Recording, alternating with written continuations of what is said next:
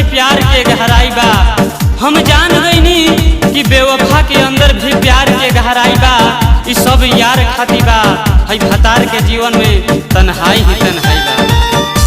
रहे ना खान मान काहे कैलू शादी, पियावा के दुख देके कैलू बर्बादी। गिरल न लोरवा तोहर जियावा के कठोरवा कैलू, गिरल न लोरवा तोहर जियावा के कठोरवा कैलू।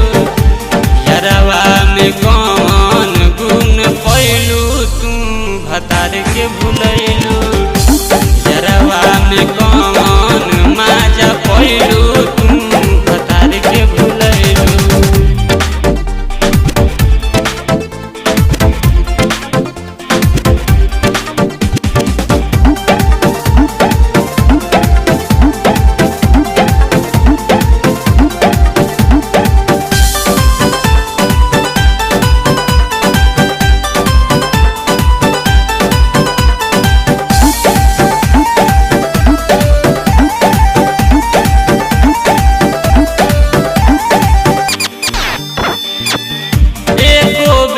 सोचलू ना ससुरा के बतिया, कैसे बीतई है सैयारी सी दिन रतिया।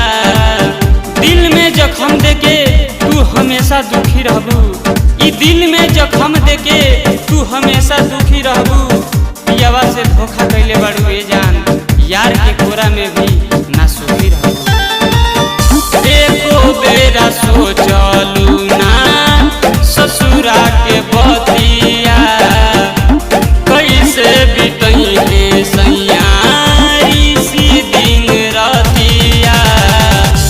बाबू के इज्जत के बेइज्जत कर महुरवा भैलू, बाबू के इज्जत के बेइज्जत कर महुरवा भैलू। यारवा में कौन माजा पैलू तू भतार के भुलैलू।